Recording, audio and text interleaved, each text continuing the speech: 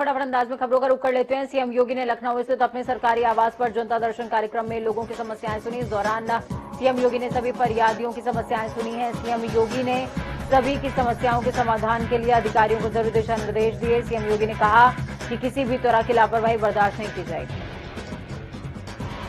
उत्तर प्रदेश में एक बार फिर से कई आईपीएस अधिकारियों के तबादले किए गए। शासन ने इस बार 11 आईपीएस अधिकारियों के तबादले किए हैं। साथ ही कई जिलों के पीएसी कमांडेंट का भी तबादला किया गया है। इन अधिकारियों में सीतापुर पीटीसी और एसपी शफीक अहमद का भी नाम है। उन्हें भी वेटिंग में भेजा गया है। यूपी में 11 आईपीएस अधिकारियों के तबादले के बाद एडीजी टेक्निकल सर्विसेज की जिम्मेदारी आईपीएस अधिकारी मोहित अग्रवाल को सौंप दी गई है। इसके अलावा भजनी राम मीणा को एडीजी रूल्स एंड मैनुअल का प्रभार दिया गया है। प्रशासन की ओर से जारी आदेश में कन्नौज के एसपी को प्रतीक्षारत यानी कि वेटिंग में भेजा गया है। इसके अलावा कई पीएसी वाहिनियों के कमांडेंट का भी तबादला किया गया है। इटावा के पीएसी 28वीं वाहिनी कमांडेंट की जिम्मेदारी राधे मोहन भारद्वाज को दी गई है। रायबरेली में बैंक ऑफ बड़ौदा ने विशाल रक्तदान शिविर का आयोजन किया। आजादी के अमृत महोत्सव के उपलक्ष्य में बैंक ऑफ बड़ौदा ने रक्तदान शिविर लगाया है। बैंक कर्मियों सहित शहर के सम्मानित लोगों ने बढ़ चढ़कर इस कार्यक्रम में हिस्सा लिया। बरेली में पुलिस ने 25,000 का इनामी टॉप 10 पशु तस्कर को गिरफ्तार कर लिया। एसएसपी के निर्देशन में वांछित अपराधियों की धरपकड़ के लिए चलाए जा रहे अभियान के अंतर्गत पशु तस्कर अब्बास को गिरफ्तार किया गया है। भोजपुरी फिल्मों की अभिनेत्री अक्षरा सिंह ने गोरखपुर की तारीफ करते हुए कहा कि वो यहां पहली बार शूटिंग करने के लिए आई हैं, लेकिन इन 2 दिनों में ही उन्हें गोरखपुर से प्यार हो गया। उन्होंने आगे कहा कि वो खुद यहां पर फिल्मों की शूटिंग करने के लिए आएंगी और बाहर के कलाकारों को भी लेकर आएंगी।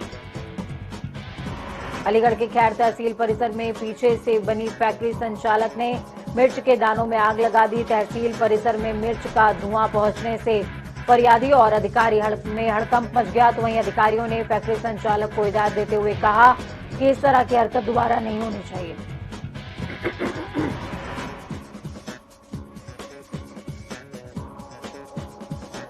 बिजनौर में भतीजे ने अपनी ही चाची की हत्या के मामले में पुलिस से खुलासा किया है।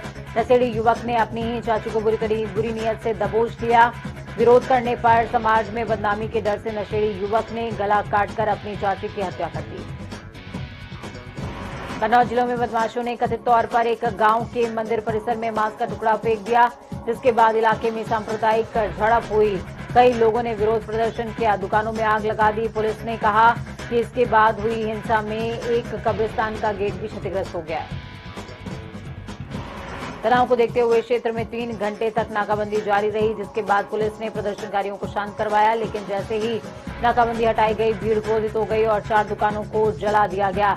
साथ ही एक कब्रिस्तान के गेट को भी क्षतिग्रस्त किया गया है। कन्नौज में मंदिर में प्रतिबंधित मांस मिलने के बाद जमकर बवाल हुआ, जिसके बाद शासन ने सख्त कार्रवाई की है। इलाके में आगजनी के मामले में एसपी का ट्रांसफर कर दिया गया। इसके अलावा कन्नौज के डीएम राकेश कुमार मिश्रा को हटाकर वेटिंग सूची में रखा गया है। उनकी जगह पर सुब्रांत शुक्ला को कन्नौज का नया डीएम बना दिया गया है। कन्नौज की घटना के बाद महानिरीक्षक कानपुर रेंज प्रशांत कुमार और आयुक्त राजशेखर भी थाना तालग्राम पहुंचकर मौके का निरीक्षण करते नजर आए। वहीं पर एसपी ने अपने ट्रांसफर से पहले तालग्राम थाना अध्यक्ष हरीश श्याम सिंह को सस्पेंड कर दिया। पूरे मामले में पुलिस जांच कर रही है।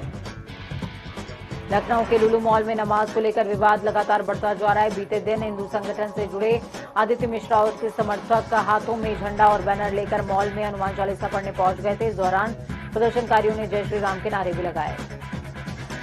लुलु मॉल पहुंचे प्रदर्शनकारियों को पुलिस ने अंदर नहीं जाने दिया, बाहर ही रोक दिया था, हिरासत में लिया। इस मामले में करीबन 20 प्रदर्शनकारियों को जेल भेजा गया है, जबकि शाम होते होते 2 युवकों ने लुलु मॉल के अंदर हनुमान चालीसा का पाठ किया, जिसके बाद वहां मौजूद सुरक्षाकर्मियों ने उन्हें पुलिस के सुपुर्द कर दिया।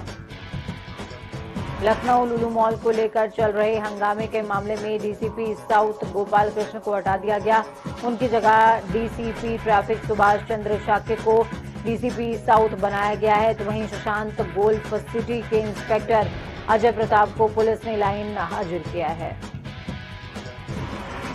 समाजवादी पार्टी ने राष्ट्रपति चुनाव के विपक्ष में संयुक्त उम्मीदवार यशवंत सिन्हा को अपना समर्थन दिया है। इसकी घोषणा खुद सपा प्रमुख अखिलेश यादव ने की है, लेकिन राष्ट्रपति चुनाव में सपा की ओर से यशवंत सिन्हा को समर्थन देने के लिए समाजवादी पार्टी के नेता शिवपाल यादव ने अखिलेश यादव को पत्र लिखकर नाराजगी जताई है। शिवपाल यादव ने ट्वीट करते हुए यशवंत सिन्हा का समर्थन करना समाजवादी पार्टी के संस्थापक मुलायम सिंह का घोर अपमान बताया है। दरअसल शिवपाल यादव ने यशवंत सिन्हा के एक पुराने बयान को सोशल मीडिया पर शेयर करते हुए कहा, जिसमें यशवंत सिन्हा ने मुलायम सिंह यादव को आईएसआई का एजेंट कहा था। शिवपाल यादव ने अपने ट्वीट पर लिखा कि सपा के वर्तमान नेतृत्व ने राष्ट्रपति चुनाव में उस व्यक्ति का समर्थन किया जिसने हम सभी के अभिभावक और प्रेरणा के स्रोत आदरणीय नेताजी को आईएसआई का एजेंट बताया था। पार्टी नेतृत्व के इस फैसले के खिलाफ मेरी घोर असहमति है। नेताजी के अपमान की शर्त पर कोई फैसला मंजूर नहीं है। सनसनीखेज वारदात के बाद पुलिस ने मौके पर पहुंचकर घटनास्थल का निरीक्षण किया। आरोपियों की गिरफ्तारी के लिए 3 टीमें रवाना हुई हैं, जिसको लेकर आज पुलिस ने कामयाबी हासिल कर ली और हत्यारे को गिरफ्तार करके जेल भेज दिया गया और कवायद शुरू कर दी है। लखनऊ के उर्दू अकादमी में आयोजित की गई संगोष्ठी कार्यक्रम आजादी के 75वें वर्षगांठ के अंतर्गत की गई। केंद्रीय लोक शिकायत और जांच संस्थान की ओर से कार्यक्रम का आयोजन किया गया। कार्यक्रम में मुख्य अतिथि के तौर पर पुलिस महानिदेशक सूर्यपाल शुक्ला शामिल हुए। आगरा में अग्निपथ योजना को लेकर कांग्रेस की ओर से लगातार प्रदर्शन किया जा रहा है। इसी कड़ी में एनएसयूआई के कार्यकर्ताओं की ओर से आगरा यूनिवर्सिटी के खदारी कैंपस में पैदल तिरंगा यात्रा निकाली गई। इस दौरान एनएसयूआई के कार्यकर्ताओं ने जमकर नारेबाजी करी। मिर्जापुर के अलिया ब्लॉक में फैले डायरिया की चपेट में आने से 2 बच्चों की मौत हो गई।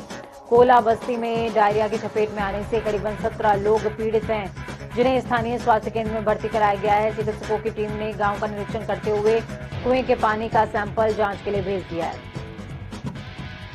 गाजीपुर के पुलिस ने अवैध गांजे की बड़ी खेप पकड़ी। पुलिस की टीम ने प्रेस स्टिकर लगी वैन में 350 किलो गांजा बरामद किया है। पुलिस ने मौके से असम के रहने वाले 2 तस्करों को भी गिरफ्तार किया। वहीं पकड़े गए बदमाशों के पास से 1 तमंचा, 2 कारतूस भी बरामद हुआ है। मुरादाबाद में प्रतिबंधित थैलियों को लेकर लगातार नगर निगम की टीम कार्रवाई कर रही है। इसी क्रम में मुरादाबाद के बाजार में नगर निगम की टीम ने कार्रवाई की, जिसको लेकर व्यापारियों ने बाजार बंद करते हुए नगर निगम के खिलाफ विरोध जाहिर किया। राष्ट्रपति चुनाव को लेकर भाजपा प्रदेश कार्यालय में भाजपा विधानमंडल दल की बैठक शुरू कर दी गई है। विधानमंडल दल की बैठक में राष्ट्रपति चुनाव को लेकर मॉक ड्रिल शुरू हुआ है। बैठक में कैबिनेट मंत्री रेखा आर्य, विधायक खजान दास, विधायक अरविंद पांडे, संसदीय कार्य मंत्री प्रेमचंद अग्रवाल, विधायक उमेश शर्मा काऊ सहित मुख्यमंत्री पुष्कर सिंह धामी बीजेपी कार्यालय पहुंचे। देहरादून में बैच संख्या 2000 ने देहरादून के जिलाधिकारी पद की कमान संभाल ली है। पदभार ग्रहण करने से पहले जिलाधिकारी होने के साथ उत्तराखंड में एक बार फिर से भारी बारिश की संभावना है। भारतीय मौसम विभाग ने शनिवार को और रविवार को भारी बारिश का अनुमान लगाया। पर्वतीय क्षेत्रों में हल्की बारिश होगी। इसके अलावा 18, 19 और 20 जुलाई को भारी से बहुत भारी बारिश होने की आशंका है, जिसको देखते हुए रेड अलर्ट जारी किया गया है। मौसम विभाग ने 18 जुलाई को नैनीताल, चंपावत, बागेश्वर और पिथौरागढ़ जिलों में कहीं कहीं भारी बारिश हो सकती है। तो वहीं 19 और 20 जुलाई को उत्तराखंड के 7 जिलों जिसमें देहरादून, टिहरी, पौड़ी, नैनीताल, चंपावत, उधम सिंह नगर और हरिद्वार में भारी बारिश को लेकर रेड अलर्ट जारी किया है। इसके अलावा उत्तराखंड के दूसरे जिलों में भी भारी बारिश हो सकती है। उत्तराखंड में नदियों के जलस्तर में अचानक से बढ़ोतरी, साथ ही निचले इलाकों में जल जमाव होने की संभावना है। जुलाई महीने में दूसरी बार रेड अलर्ट जारी किया गया है। राज्य आपातकालीन परिचालन केंद्र के संयुक्त सचिव और ड्यूटी ऑफिसर जयलाल शर्मा की ओर से जिलों को जारी पत्र में कहा गया कि हर स्तर पर सावधानी और सुरक्षा बरती जाए। मथुरा के थाना मगोर्रा के गांव पूरा की रहने वाली विवाहिता के साथ छेड़छाड़ और गलत घटना को अंजाम देने वाले युवक की अभी तक गिरफ्तारी नहीं हुई है। तो वहीं पीड़िता न्याय पाने के लिए दर दर की ठोकरें खाने को मजबूर है। लखनऊ के नगराम थाना क्षेत्र में पुजारी की अज्ञात बदमाशों ने धारदार हथियार से हत्या कर दी, जिसके बाद सूचना पर पहुंची पुलिस ने शव को कब्जे में लेकर पोस्टमार्टम के लिए भेज दिया और मामले की तफ्तीश शुरू कर दी है। आगरा में संदिग्ध हालात में विवाहिता की मौत हो गई। परिजनों ने ससुराल वालों पर हत्या का आरोप लगाया है। भाई का आरोप है कि बहन को जहर देकर मारा गया है। तो वहीं सूचना पर पहुंची पुलिस ने शव को कब्जे में लेकर पोस्टमार्टम के लिए भेज दिया। आगरा के सदर थाना क्षेत्र में गर्भवती महिला ने फांसी लगाकर आत्महत्या कर ली, जिसके बाद सूचना पर पहुंची पुलिस ने शव को कब्जे में लेकर पोस्टमार्टम के लिए भेज दिया और मामले की तफ्तीश शुरू कर दी है। आगरा में युवक ने गलत हाथों में जाने से बच्ची को बचा लिया। ताजमहल घूमने आई 9 साल की बच्ची परिवार से बिछड़ गई थी, जिसके बाद 5 युवक बहला फुसलाकर बच्ची को ले जाने की कोशिश कर रहे थे। प्रतापगढ़ के नगर कोतवाली इलाके में पैसे के लेन देन के विवाद में पड़ोसी दबंगों ने कुनबे को जमकर पीटा। इस दौरान 6 लोग गंभीर तौर पर घायल हो गए, जिसके बाद सूचना पर पहुंची पुलिस ने घायलों को इलाज के लिए अस्पताल में भर्ती कराया। गाजियाबाद के लूनी थाना क्षेत्र में पुलिस और 25,000 का इनामी गैंगस्टर के बीच में मुठभेड़ हो गई। मुठभेड़ के दौरान गोली लगने से बदमाश घायल हो गया, जिसके बाद पुलिस ने बदमाश को गिरफ्तार कर लिया। अलीगढ़ थाना क्वारसी क्षेत्र में उर्स बड़ी धूमधाम से मनाया गया। कार्यक्रम में संचालन जावेद अली के दिशा निर्देश पे हुआ है। मुख्य अतिथि के तौर पर मोहम्मद इरशाद सूफी रहे। कार्यक्रम में दूर दराज से आए सूफी संतों ने भी बढ़ चढ़कर हिस्सा लिया। आगरा में आबकारी विभाग के इंस्पेक्टर की मिलीभगत से अंग्रेजी शराब की दुकान के शटर के नीचे से शराब बेचने की खबर सामने आई, जहां पर ओवर टाइम शराब बेची जा रही थी। मामले की शिकायत के बावजूद भी कोई कार्रवाई नहीं हुई। मथुरा के थाना बलदेव पुलिस ने Yamuna expressway under pass police और लुटेरों के बीच में मुठभेड़ हुई, जिसमें 2 लुटेरों को गिरफ्तार किया गया, जिनके पास से बुलेट, तमंचा, मोबाइल और नकदी भी बरामद हुई है। अल्मोड़ा में बाइक पर लौट रहे एक व्यक्ति पर बाघ ने हमला कर दिया। बाघ व्यक्ति को उठाकर जंगल के अंदर ले गया। तो वहीं घटना की सूचना पर वन विभाग, रामनगर डिवीजन और कॉर्बेट प्रशासन की टीम युवक की तलाश में जुट गई है। संत कबीर नगर के मगहर क्षेत्र से कोर्ट के आदेश की अनदेखी की खबर सामने आई, जहां पर अब्दुल रहमान ने पूर्व चेयरमैन अश्वनी गुप्ता की जल्दी गिरफ्तारी की मांग एसपी से की है।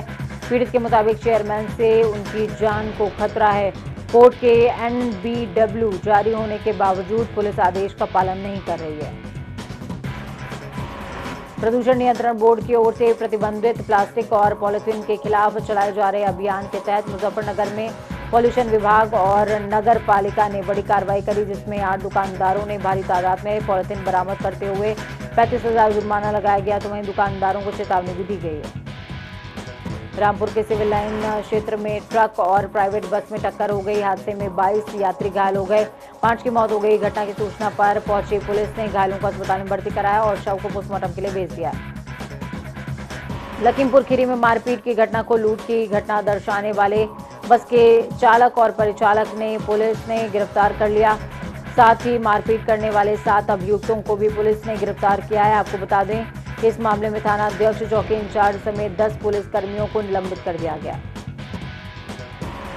अलीगढ़ में 3 साल के मासूम बच्चे की गर्दन पर चाकू रखकर हुई लूट के 50 दिन बाद भी पुलिस के हाथ खाली हैं, जिसको लेकर महिला ने एसएसपी से न्याय की गुहार लगाई है।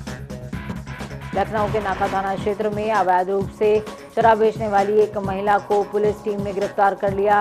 महिला शराब की दुकान बंद होने पर लोगों को अवैध रूप से अधिक दाम पर शराब बेचने का काम किया करती थी। पुलिस ने गिरफ्तार महिला के पास से 200 से ज्यादा बियर के केन और अंग्रेजी और देशी शराब बरामद करी है। एटा में एक युवक को शराबी का विरोध करना भारी पड़ गया। शराबी युवक ने शिवा प्रेशर के मालिक की मारपीट करते हुए आधा दर्जन लोगों पर पिकअप गाड़ी चढ़ा दी, जिसके बाद सूचना पर पहुंची पुलिस ने घायलों को इलाज के लिए अस्पताल में भर्ती करा दिया। प्रयागराज में सुबह सुबह इलाहाबाद हाईकोर्ट के करीब महाधिवक्ता भवन में आग लग गई। ये आग महाधिवक्ता भवन की 7वीं और 8वीं मंजिल में लगी है। आग लगने की सूचना मिलते ही आनन फानन में पुलिस के साथ साथ वहां पर दमकल की गाड़ियां भी पहुंची। आधा दर्जन से ज्यादा फायर ब्रिगेड की गाड़ियों ने आग पर काबू पाया। आग इतनी ज्यादा भयानक थी कि जैसे उसे बुझाने की कोशिशें की गई।